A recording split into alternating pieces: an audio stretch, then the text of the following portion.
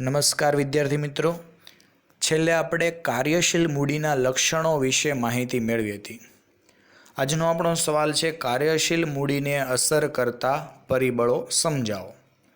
તો મિત્રો, કાર્યશીલ મૂડીને અસર કરતા ઘણા બધા પરિબળો છે. 3 માર્કમાં પૂછાઈ શકે એવો સવાલ છે, કાર્યશીલ મૂડીને અસર કરતા પરિબળો સમજાવો. તો મિત્રો, કાર્યશીલ મૂડીને અસર કરતા પરિબળોમાં પહેલું પરિબળ આપણે કીધું છે ધંધાનો પ્રકાર અને સ્વરૂપ, જેના લક્ષણમાં પણ હતું. કાર્યશીલ મૂડીની જરૂરિયાત ધંધાના પ્રકાર અને સ્વરૂપ પર આધાર રાખે છે. દાખલા તરીકે, જે વેપારી એકમોને મોટા પ્રમાણમાં માલનો સ્ટોક રાખવો પડતો હોય અને શાક પર વેચાણ કરવું પડતું હોય તેમને કાર્યશીલ મૂડી જરૂર વધુ પડે છે. ટૂંકમાં, જે કંપનીને માલનો સ્ટોક રાખવો પડતો હોય અને જેને ઉધારમાં વેચાણ કરવાનું હોય તેવી કંપનીને વધારે પ્રમાણમાં કાર્યશીલ મૂડીની જરૂર પડે છે. ઉદ્યોગના સ્વરૂપ પ્રમાણે કાર્યશીલ મૂડીનું પ્રમાણ બદલાતું રહે છે. દાખલા તરીકે, ગેસ કંપની, વિદ્યુત કંપનીને ઓછી કાર્યશીલ મૂડીની જરૂર પડે, જ્યારે શ્રમ પ્રધાન ઉદ્યોગમાં કાર્યશીલ મૂડીની વધુ જરૂર પડતી રહે છે. ટૂંકમાં, તમારો જેવો ઉદ્યોગ એ પ્રમાણે તમારે ધંધામાં કાર્યશીલ મૂડીની જરૂર પડતી હોય છે. બીજું અસર કરતું પરિબળ આપણે કીધું છે ધંધાનું કદ. જેમ ધંધાનું કદ નાનું તેમ કાર્યશીલ મૂડીની જરૂરિયાત ઓછી રહે છે. જેમ ધંધાનું કદ કેવું? નાનું. તો જેમ ધંધાનું કદ નાનું તેમ કાર્યશીલ મૂડીની જરૂરિયાત ઓછી રહે છે, અને જેમ ધંધાનું કદ મોટું તેમ કાર્યશીલ મૂડીની જરૂર કેવી રહેશે? વધારે. ટૂંકમાં, તમારો ધંધો જેટલો નાનો હોય એટલું તમારે ચૂકવવાની જે બાબતો છે ઓછા ખર્ચા હોય, એટલે તમારે કાર્યશીલ મૂડીની જરૂર કેવી રહે? ઓછી. પણ જેમ તમારો ધંધો મોટો હોય એમ તમારે વધારે ખર્ચાઓ ચૂકવવાના હોય, અને વધારે ખર્ચાઓ ચૂકવવા માટે તમારે વધારે કાર્યશીલ મૂડીની જરૂર પડે. એટલે એવું કહી શકાય કે જેમ ધંધાનું કદ નાનું તેમ ઓછી કાર્યશીલ મૂડીની જરૂર પડે, અને જેમ ધંધાનું કદ મોટું એમ વધુ કાર્યશીલ મૂડીની જરૂર પડતી હોય છે. ત્રીજું અસર કરતું પરિબળ કીધું છે ઉત્પાદન ચક્ર. તો ઉત્પાદન ચક્ર કોને કે એની વ્યાખ્યા આપી છે, અંડરલાઈન કરી દેજો મિત્રો. કાચા માલની ખરીદી અને તૈયાર માલનું ઉત્પાદન થાય. કાચા માલની ખરીદી અને તૈયાર માલનું ઉત્પાદન થાય તે બે વચ્ચેનો સમયગાળો એટલે ઉત્પાદન ચક્ર. ફરી એક વખત, કોને કહીશું ઉત્પાદન ચક્ર? તો કાચા માલની ખરીદી અને તૈયાર માલનું ઉત્પાદન થાય તે બે વચ્ચેનો સમયગાળો એટલે ઉત્પાદન ચક્ર. તો અહીંયા કહે છે ઉત્પાદન ચક્રનો સમયગાળો લાંબો હોય તો કાચો માલ અને અર્ધ તૈયાર માલમાં કાર્યશીલ મૂડી રોકાઈ રહેલી હોવાથી જરૂરિયાત વધુ રહે છે. મિત્રો, શું કહે છે કે જો ઉત્પાદન ચક્રનો સમયગાળો વધુ લાંબો હોય, તો આપણી મૂડી કાર્યશીલ મૂડીમાં રોકાયેલી રહે છે, અને પરિણામે આપણે વધારે કાર્યશીલ મૂડીની જરૂર પડે છે. પણ એના કરતાં વિરુદ્ધ હોય, પણ અહીંયા દાખલા તરીકે આપણે કીધું છે સુતરાઉ કાપડ, શણ ઉદ્યોગમાં ઉત્પાદન ચક્રનો લાંબો ગાળો હોવાથી એમાં વધારે કાર્યશીલ મૂડીની જરૂર પડે છે, જ્યારે બેકરી અને ડેરી ઉદ્યોગને ઉત્પાદન પ્રક્રિયાનો સમયગાળો ટૂંકો હોવાથી એમાં ઓછી કાર્યશીલ મૂડીની જરૂર પડે. ટૂંકમાં એવું કહી શકાય કે જે ધંધામાં ઉત્પાદન ચક્રનો સમયગાળો કેવો હોય? ટૂંકો હોય, એમાં કાર્યશીલ મૂડીની જરૂર કેવી રહેશે? ઓછી હોય. અને જે ધંધામાં ઉત્પાદન ચક્રનો સમયગાળો કેવો હોય? લાંબો હોય, એમાં કાર્યશીલ મૂડીની જરૂર કેવી રહેશે? વધારે રહેતી જોવા મળે છે. ટૂંકમાં, ઉત્પાદન ચક્ર ઉપર પણ આધાર રાખે. ચોથું પરિબળ આપણે કીધું છે ઉત્પાદન નીતિ અને માંગનો પ્રકાર. ચોથું પરિબળ કયું કીધું છે? ઉત્પાદન નીતિ અને માંગનો પ્રકાર. તો ઉત્પાદન નીતિમાં આપણે શું કહે છે? ઉત્પાદિત વસ્તુની માંગ મોસમી હોય અને ધંધાકીય એકમ આખા વર્ષ દરમિયાન સ્થિર ઉત્પાદનની નીતિ રાખતું હોય તો વધુ કાર્યશીલ મૂડીની જરૂર રહે છે.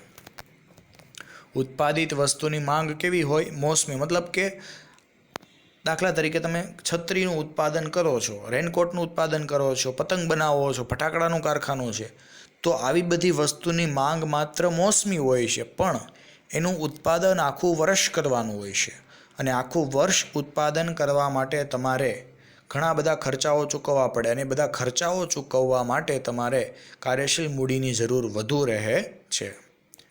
તો આમ જ્યારે ઉત્પાદન નીતિ સ્થિર આખું વર્ષ હોય અને વેચાણ માત્ર મોસમમાં થતું હોય તો વધુ કાર્યશીલ મૂડીની જરૂર પડે.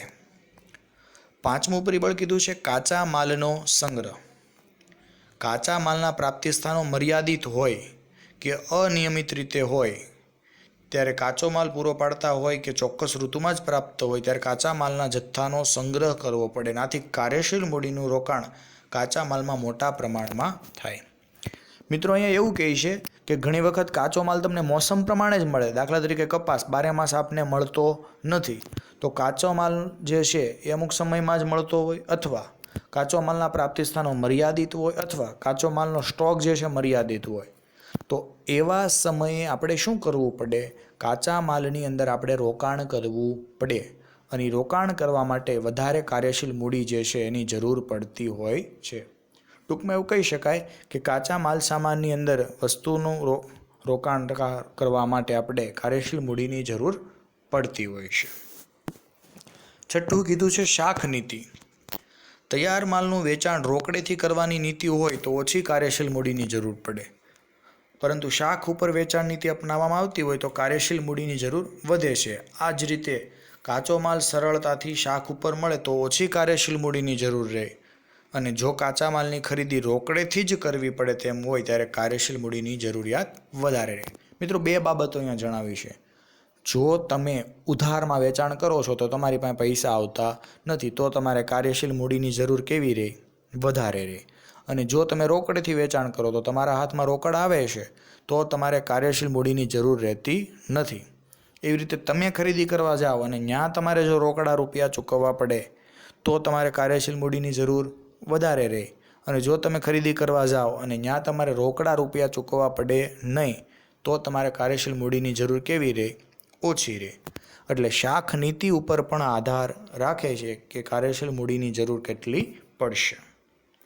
સાતમું પરિબળ કીધું છે ચાલુ મિલકતોનું રોકડમાં રૂપાંતર. દેવાદારો પાસેથી ઉઘરાણી ઝડપથી વસૂલ થતી હોય, તૈયાર માલનું વેચાણ રોકડેથી થતું હોય, લેણી ઊંડીના નાણાં પાકતી તારીખે મળી જતા હોય તો પ્રમાણમાં કાર્યશીલ મૂડીની જરૂર ઓછી પડે છે, આથી વિરુદ્ધ પરિસ્થિતિમાં વધુ પડે. એવું કહી શકાય કે જ્યારે ધંધામાં સમયસર આપને નાણાં મળી રહે, એટલે કે વેચાણ રોકડે થતું હોય, સમયસર આપને દેવાદારો નાણાં ચૂકવી દેતા હોય, લેણી ઊંડીના નાણાં સમયે મળી જતા હોય તો આપણે બહારથી પૈસા ગોતવા પડતા નથી, એવું કહી શકાય. એટલે એવા સમયે કાર્યશીલ મૂડીની જરૂર કેવી રહેશે? ઓછી રહેશે. પણ એનાથી વિરુદ્ધ સમયે નાણાં ન મળે, દેવાદારો ટાઈમે પૈસા ન આપે, લેણી ઊંડી ટાઈમે નકરાતી હોય, વેચાણ ઉધારમાં થતું હોય તો એવા સમયે કાર્યશીલ મૂડીની જરૂર વધારે રહે છે. આઠમું પરિબળ કીધું છે સ્ટોક ચલંદર. તો સ્ટોક ચલંદરમાં શું કહે છે? તૈયાર માલના સ્ટોકનો ચલંદર ઊંચો હોય તો કાર્યશીલ મૂડીની જરૂરિયાત ઓછી રહે છે. તૈયાર માલના સ્ટોકનો ચલંદર કેવો હોય? ઊંચો હોય તો કાર્યશીલ મૂડીની જરૂરિયાત ઓછી રહે છે. મતલબ કે જ્યારે તૈયાર માલ ખરીદવાનો જે સમય જે છે એ ઓછો હોય તો એની અંદર તમારે કાર્યશીલ મૂડીની જરૂરિયાત કેવી રહેશે? ઓછી રહેશે. મતલબ કે તૈયાર માલ ઝડપથી વેચાઈ જતો હોય તો એવા સમયે તમારે કાર્યશીલ મૂડીની જરૂર ઓછી રહે છે. અને સ્ટોક ચલંદર નીચો હોય, એટલે કે તૈયાર માલ એમનામ પડ્યો રહેતો હોય, વેચાતો ન હોય, નવો સ્ટોક ન આવતો હોય તો કાર્યશીલ મૂડીની જરૂર તમારે કેવી રહી છે? વધારે રહેતી હોય છે. નવમું પરિબળ કીધું કામગીરીની કાર્યક્ષમતા. ઓછા પ્રયત્ને વધારે પરિણામો મેળવવા એટલે સંચાલકીય કામગીરીની કાર્યક્ષમતા. અંડરલાઈન કરજો કોને કહેવાય? ઓછા પ્રયત્નમાં વધુ સારા પરિણામ મેળવવા એટલે સંચાલકીય કામગીરીની કાર્યક્ષમતા. પ્રયત્ન ઓછા, સારું પરિણામ. તો ઉપલબ્ધ સાધનોનો કાર્યક્ષમ ઉપયોગ અને બગાડ ઓછો કે દૂર કરી ઉઘરાણી ઝડપી બનાવીને કાર્યશીલ મૂડીની જરૂરિયાત ઘટાડી શકાય છે. કે તમારી પાસે જે સાધનો છે એનો તમે વધારેમાં વધારે ઉપયોગ કરો અને બગાડ ઓછો કરો તો ઉઘરાણી ઝડપી બને, એટલે કાર્યશીલ મૂડીની જરૂર કેવી થાય? ઓછી થાય. ટૂંકમાં તમે કામ વ્યવસ્થિત કરશો તો કાર્યશીલ મૂડીની જરૂર ઓછી રહે છે. અને 10મું પરિબળ કીધું છે નફાની ફાળવણી.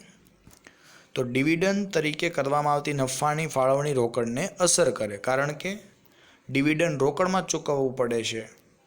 કંપની તેના નફાનો મોટો ભાગ ડિવિડન્ડ તરીકે ફાળવતી હોય ત્યારે ધંધામાંથી રોકડ વધુ બહાર જતી હોવાથી કાર્યશીલ મૂડીની વધુ જરૂર રહે છે.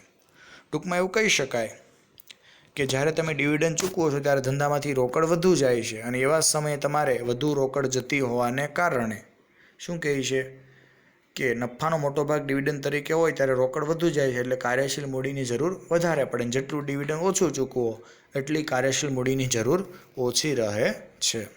મિત્રો, આમ 10 જેટલા પરિબળો આપને આપ્યા છે કાર્યશીલ મૂડીને અસર કરતા પરિબળો.